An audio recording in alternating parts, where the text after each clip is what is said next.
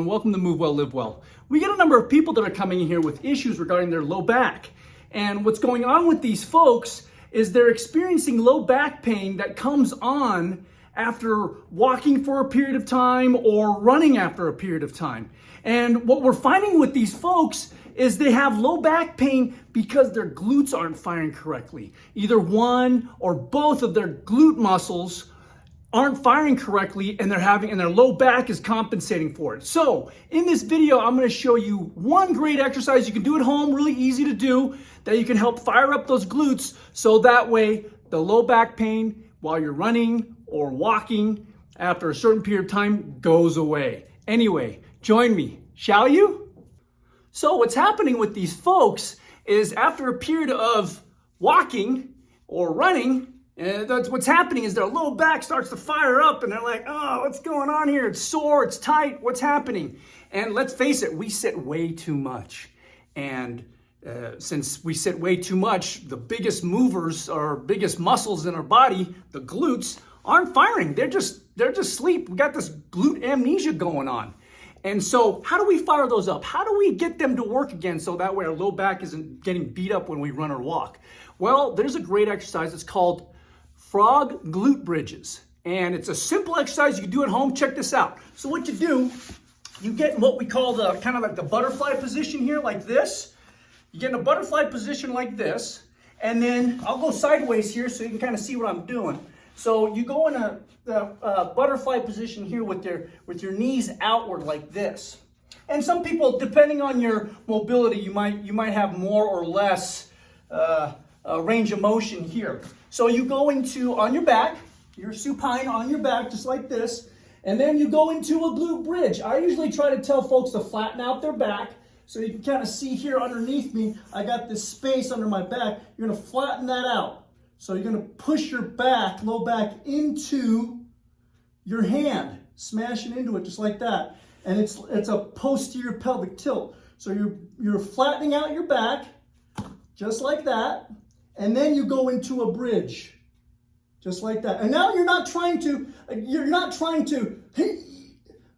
raise that up really high. All you're doing is just getting a contraction in the glute. Boom. Just like that. Boom. While your pelvis is in a posterior pelvic tilt. Boom. Boom. Just like that. I'll go a little closer here so you can kind of see. Let's do this. Let's bring you down with us a little bit closer there. There. Okay, so that's a little closer. So again, you're gonna go, get a better angle here. See if I get a right angle. And so you're gonna go in the butterfly position. You're gonna flatten out the back, boom. See that posterior pelvic tilt? See that there? And then you're gonna go into a bridge. The range of motion it shouldn't be too much. Just that. If you want, you can I like to put my hand, sometimes people like to put their thumb or their hands or their fingers on their butt, and then they can feel the glute fire. And it gives a different cue or sensation to really get that glute to fire. Or you can do a variation where you start with your knees kind of more closed, and then open them up as you come up, close them, open up as you come up, just like that. And you can feel those glutes fire. So,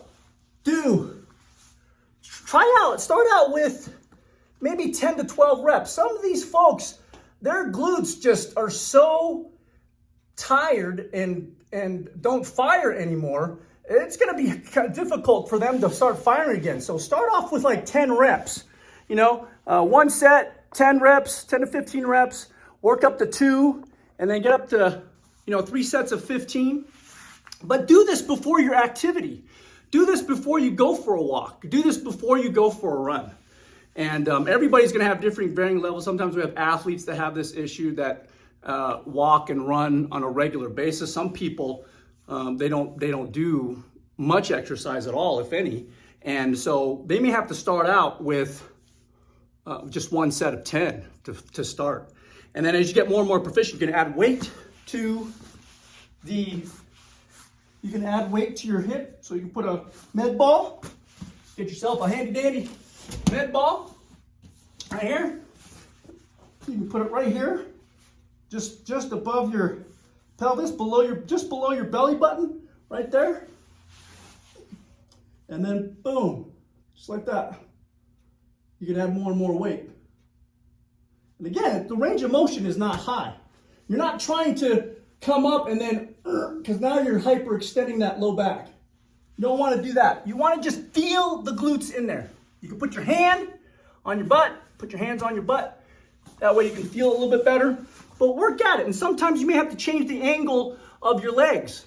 You may have to move them around a little bit. Everybody's a little bit different. So move your legs around a little bit. See which angle or position works best for you to get those glutes to fire. The idea is to get that mind into your butt. Mind on your butt. Anyway, if you have any questions with this video, drop it off in the comment section below.